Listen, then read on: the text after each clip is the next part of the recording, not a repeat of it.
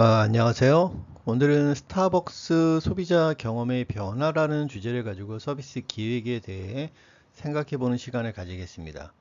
서비스가 눈에 보이지 않는 경험 상품이라는 점에서 우리가 일상에서 매일 보고 이용하는 스타벅스는 매우 좋은 사례 교재가 됩니다.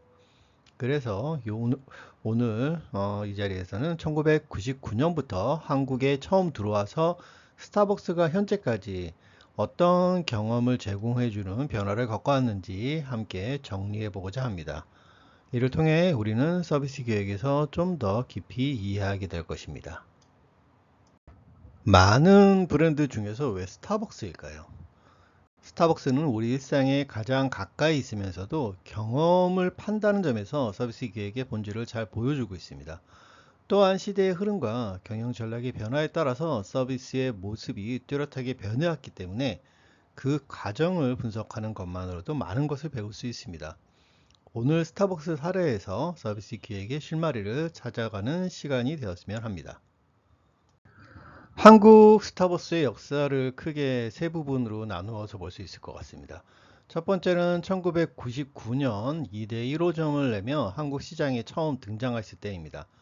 당시에는 믹스커피나 묽은 드립커피에 익숙했던 시장에 에스프레소 기반의 다양한 메뉴와 기존 다방과는 전혀 다른 집과 직장, 학교를 벗어나 개인적 시간을 보낼 수 있는 사람들과 또 교류할 수 있는 편안하고 고급스러운 공간인 제3의 공간이라는 컨셉으로 새로운 경험을 제시했습니다. 둘째는 2014년 늘어나는 인기만큼 길어진 대기줄을 해결하기 위해서 세계 최초로 모바일 주문 시스템인 사이렌 오더를 도입하여 디지털 혁신을 이끈 시기입니다. 출근 및 점심시간에 직장인들은 바로 스타벅스에서 커피를 받아갈 수 있게 되었고요. 다양한 옵션 추가를 눈치 보지 않고 주문할 수 있게 되었습니다. 또한 스타벅스 파트너들은 음료 제조에 더 집중할 수 있게 되어 매장 회전율은 높아졌습니다. 셋째는 2021년 신세계그룹이 스타벅스의 지분을 추가로 인수하면서 명실상부한 한국 기업으로 된 이 시기인데요. 이 시점부터 경영 전략에는 또 다른 큰 변화가 시작됩니다. 방금 말씀드린 주요 사건들을 기준으로 한국 스타벅스의 역사를 세 시기로 나누어서 서비스 분석을 진행할 것입니다. 1기는 스타벅스가 한국에 진출하여 스타벅스의 경험을 제공하던 시기입니다. 이 시기는 하워드 슐츠의 스타벅스 본사 철학을 기반으로 성장을 하게 됩니다. 두 번째 시기는 사이렌 오더라는 디지털 혁신을 통해서 편리함과 효율을 더했던 시기입니다. 사이렌 오더는 스타벅스 코리아가 전 세계 최초로 모바일 주문 및 결제 시스템을 적용하여 매장 회전율을 향상시킨 시스템을 말합니다. 또한 다양한 옵션 주문이 가능해져서 개인화가 강화됩니다. 이 또한 스타벅스 성장의 동력이 됩니다.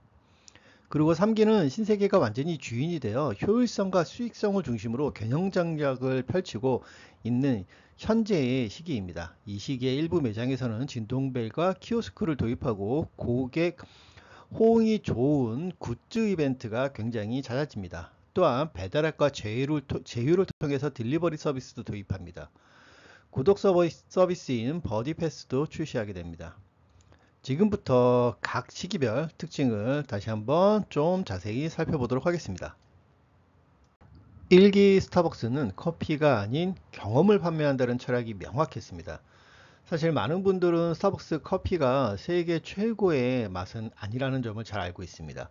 스타벅스는 최고의 맛보다는 전 세계 수만 개의 매장에서 일관성 있는 경험을 해치지 않는 수준의 맛을 유지하는 것을 더 중요하게 생각했습니다. 그 경험의 핵심은 바로 제3의 공간이었습니다. 집도 아니고 직단도 아니고 그 사이에 편안함과 안락함을 느낄 수 있는 고급스러운 공간. 이것이 20년대 초반 스타벅스가 다른 카페와 비교할 수 없는 가치를 제공했던 이유입니다.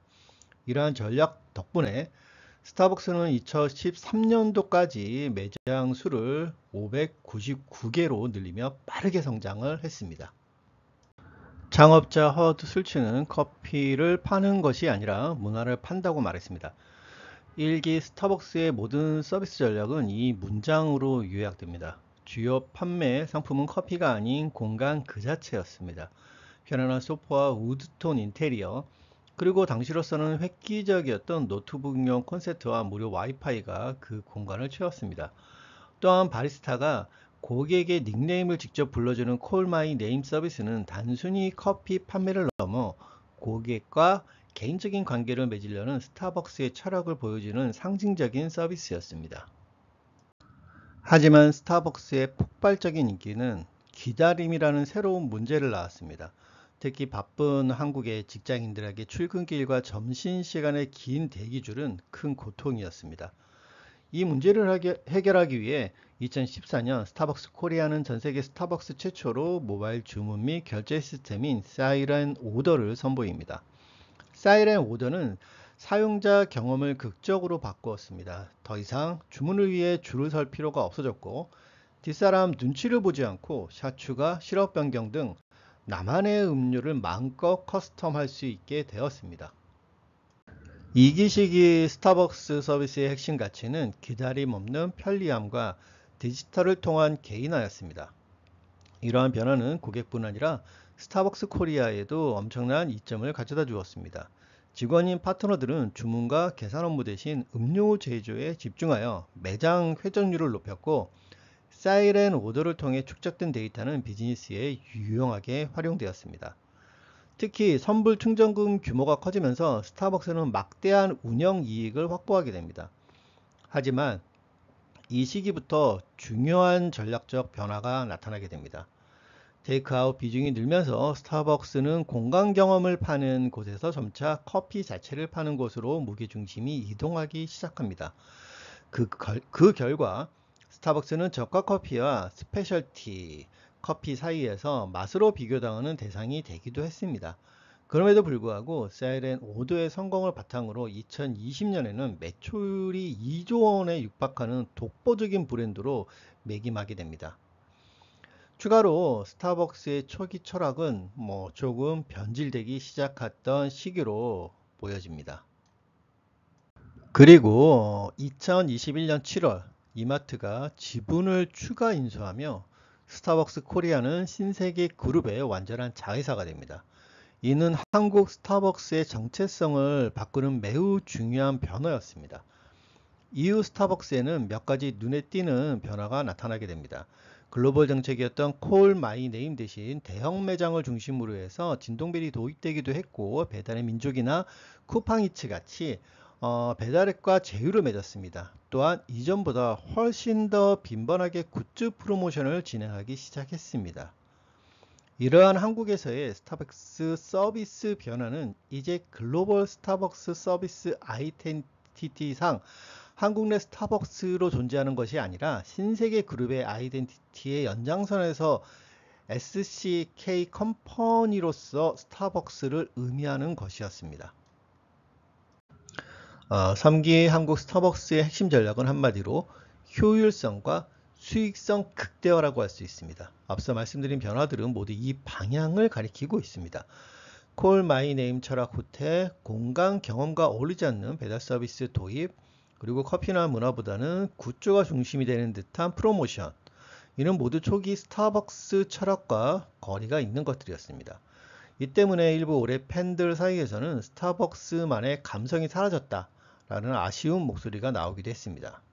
하지만 경영적 측면만 본다면 매출과 매장 수는 여전히 성장세를 보이고 있고, 이러한 전략이 이 때문에 단기적으로는 성공적이라고 보일 수도 있겠습니다.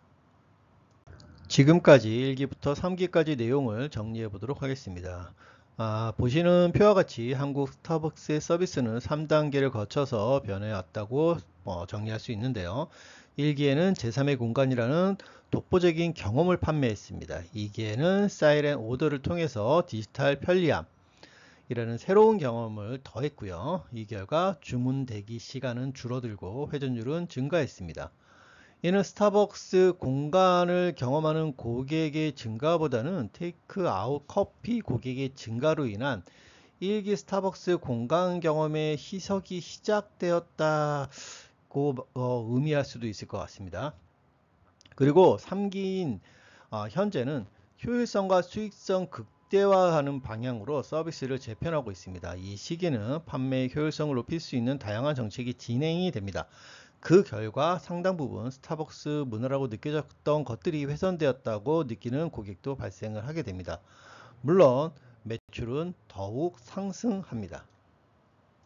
그렇다면 스타벅스 사례는 서비스 기획자인 우리에게 어떤 교훈을 줄까요? 첫째, 서비스는 결국 기획자의 생각이 반영된 결과물이라는 점입니다. 우리가 만든 정책과 구조가 그대로 사용자에게 경험이 됩니다. 1기 하워드 슐츠의 철학에 따라서 시작된 스타벅스 서비스가 2기와 3기를 거치면서 변화하는 것도 바로 이러한 모습을 보여주는 것입니다. 둘째, 기획은 기획, 실행, 경험, 데이터, 개선이라는 순환 과정을 거칩니다.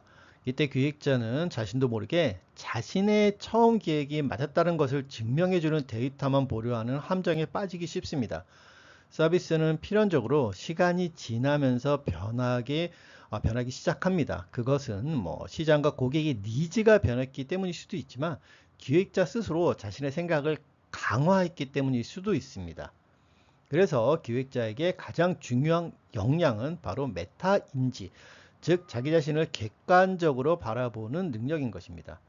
내가 세운 가설이 틀릴 수 있다는 것을 인정하고 끊임없이 자신을 의심하고 검증하는 태도가 필요합니다.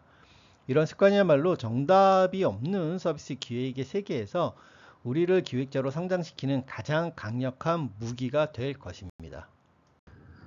스타벅스를 커피를 파는 카페로 생각한다면 저가 커피나 세계 바리스타 챔피언이 운영하는 스페셜티 커피 카페의 중간에서 어려움을 겪을 것입니다. 커피 가격이나 맛, 풍미가 어중간하기 때문입니다. 그렇다고 스타벅스 내에서 판매하는 음식을 예쁜 디저트 카페와 비교할 수도 없습니다. 그럼에도 불구하고 스타벅스는 아직까지 압도적인 국내 1위 커피 브랜드입니다. 스타벅스가 제공하는 전체적인 커피 서비스는 여전히 좋기 때문입니다.